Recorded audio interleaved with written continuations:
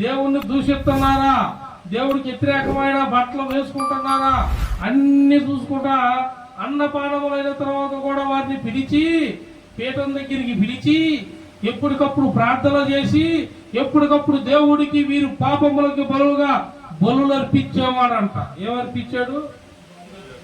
దేనికోసం? తన పిల్లలు ఏడన్నా చెడుతనమో చెడ్డ మాటలో దేవుడు న్యాయవంతుడు, నేను న్యాయవంతుడిని, నా పిల్లలు న్యాయం అంటల్లా, నా పిల్లలు తప్పు చేశారేమో అని ఎప్పటికప్పుడు బలులు అర్పించాడంట.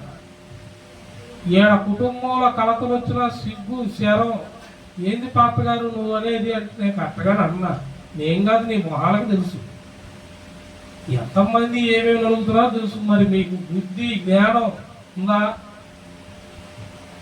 అదే పక్కన నలిగిపోయి ఎండ్లలో వాళ్ళు ఎట్టయిపోయి పిల్లలు అట్ట పాస్టర్ గారు అంటే బదులు నీకేమన్నా బుద్ధి జ్ఞానం ఉండి ప్రార్థన చేస్తున్నావా? సన్నిధి విడవకుండా ఎప్పుడన్నా ఉన్నావా? ప్రతి ఒక్కకి చర్చీలు మానేయటం, సంఘాలను దూషించటం, సేవకుడికి విరోధంగా మాట్లాడటం.